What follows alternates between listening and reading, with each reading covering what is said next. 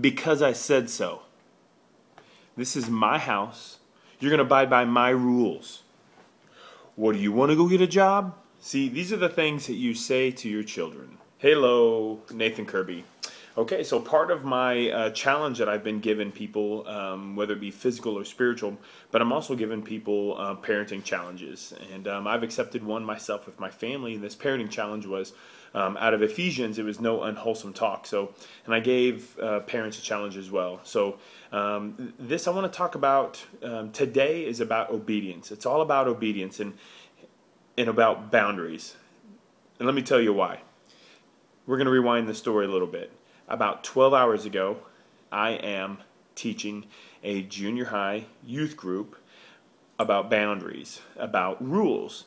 And I had them write down on a piece of paper how many stop signs that they can think of. They don't have to draw the shape, they just got to tell me what those rules are.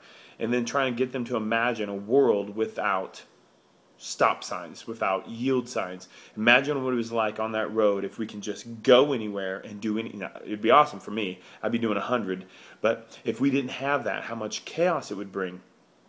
Some of these kids, they only knew 4 stop signs. Some of these kids are 14 years old.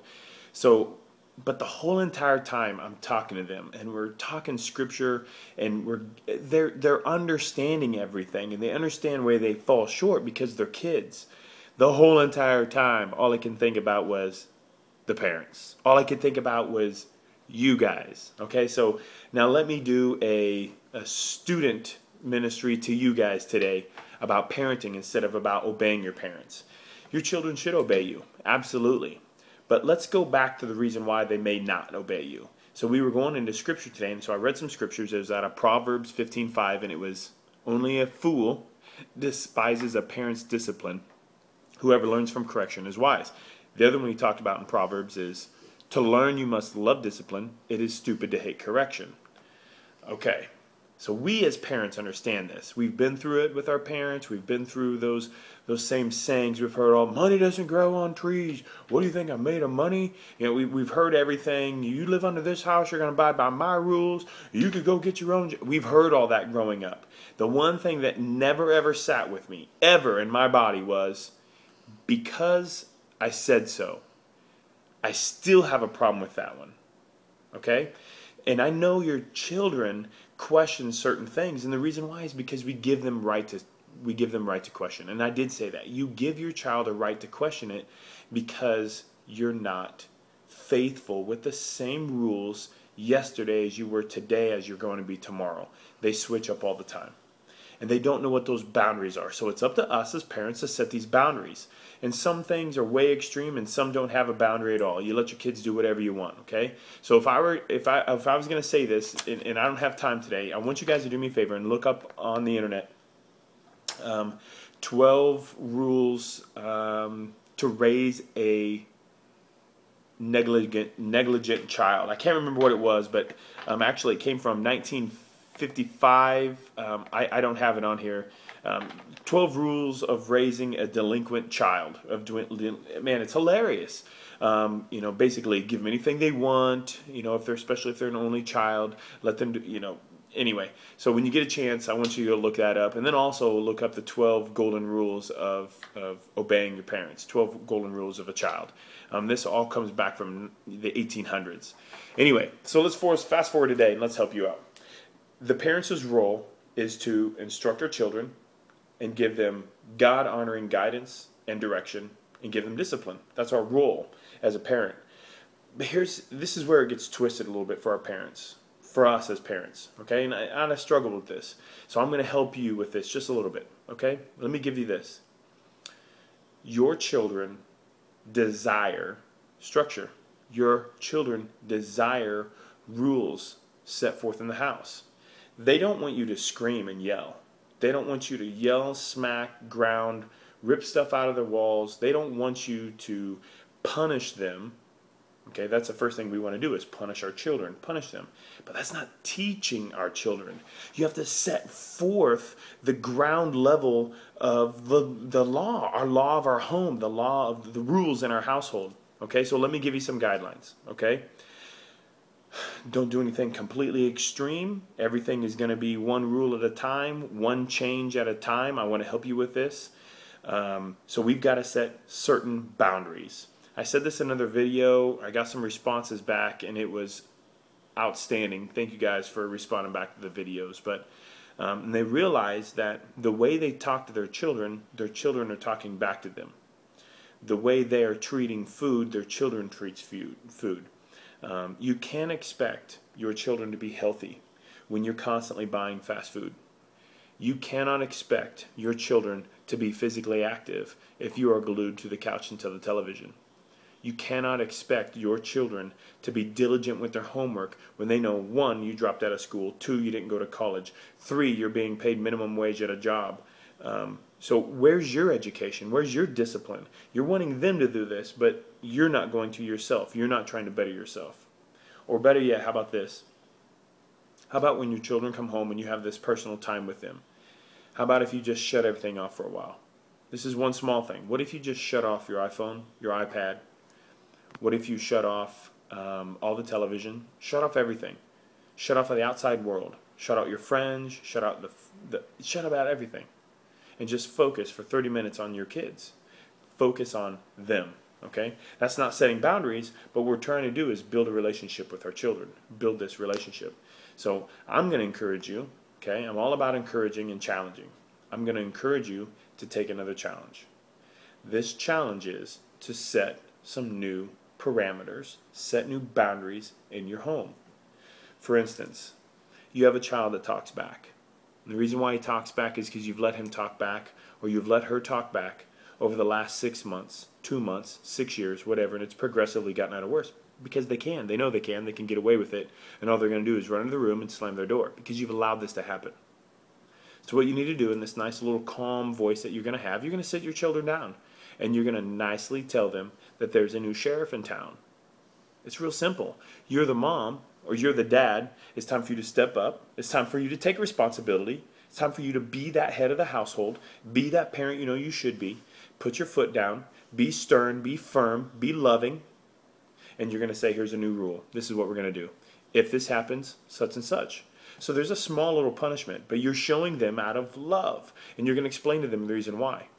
There's certain things in the Bible that God talks to us about parenting, about what happens when we have discipline. We have blessings. And he says it in Deuteronomy. He says it in all these scriptures that's there. There's talking about how we raise up our children, how we teach them, and we're supposed to teach them the ways again and again, generation after generation, not like our fathers did. There's one scripture that actually talks about your fathers being sluggish and lazy people. So we want to make sure we don't have our children raised up in the same environment that we got raised up in.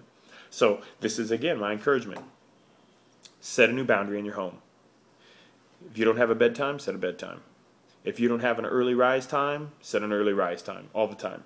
If you don't have a dinner time, if you don't have a time they're supposed to come home, if you don't have that structure in your home, if you don't have it exactly set how long a television is supposed to be on, guess what? It wasn't on at all today. You can't have it on. It's Sunday. Nope, none, zero. They don't complain because that's just the way it is. Our family comes more important. Things that we do as a group or as a church or as a community, we are before anything else. So there's no argument because I set the rules. I'm not a dictator, and I'm not being a tyrant. Me being a father with their best interest in mind. If your kids know that you're coming to them with their best interest, in your heart, everything changes. Because it isn't a why, because I said so. I never understood that, and I just could not stand it when I got that. Why? Tell me why. And I can tell you why. Let me tell you why. Okay? I've got scripture here. Fix these words of mine in your hearts and minds. Tie them as symbols on your hands and bind them on your foreheads. Okay, this is old school stuff. This is Old Testament stuff. It's talking about binding them like on rings. This is what I say to our kids. We want scripture in our household. We want to be built up all day long with the right words. What are you watching on TV, people? What are you listening to in your car? Are you kidding me? I can't believe some of that stuff. I had Pandora playing on my television, and I couldn't believe the words that was coming out of this. And I listened to that same song on the radio. Didn't know it was the edited version. This is what my children are listening to. This is what we watch. We let them watch this stuff. Are you kidding me? Shut the Jersey Shore off, people. Why are you watching this filth? They would not be multimillionaires if you wouldn't watch them be stupid. Your children are watching this. So why don't you give them better boundaries? Why don't you give them structure? Show them what they're supposed to do. Show them what they're supposed to learn. Give them things that they're supposed to say over and over. Bind it to their minds. Let them see it within your home. That's usually how we act. Let me finish up. Teach them, your children. Talk to them when you sit at home, when you walk on the road, when you lie down, when you get up. Right on the door frames of your houses. My pastor has a house, and in the brick of the house and the foundation, he has brick built in there with scriptures burnt into the brick. It's amazing. You walk in and you see it. It's there. It's in the door frames of the house and your gates. So the days and the days of your children may be in the land of the Lord swore to give to your ancestors. As many days of the heavens above. Blessings. It's giving you blessings. This is what I'm asking you guys to do. Do this for your children. Do this for your kids. Bring them up in a loving home. I don't know. That might sound crazy to some people. I don't know about, hugging them. I don't know, kissing them, saying, I love you, good job, I'm proud of you. Listen, I'm 6'5", 240 pounds, and I will punch you in your mouth before you can even blink. But I love my kids so much, and I'll tell them that every single day. You don't have to be too manly to love your family. And so you give them this love. They give you respect. It's real simple. You don't have to fight for it. They're going to do it because you've set down certain boundaries. So I'm going to ask you to increase your boundaries. Maybe tighten your boundaries up a little bit. Maybe you don't have enough boundaries. Maybe you have some things that you can't understand. Why? Tighten your belt up a little bit. Why don't we do a little give less? Okay? Stuff and give more love. Give more affection, give more affirmation, give more credit to our kids, give more time to them, give them more affection. Why don't we give them more of us than more stuff that's going to burn up in the end in the first place? So why don't we do that? So, hey, listen, like I said, today was about the kids that I had to talk to about obedience, and the whole entire time I'm sitting here thinking, I need to talk to the kids.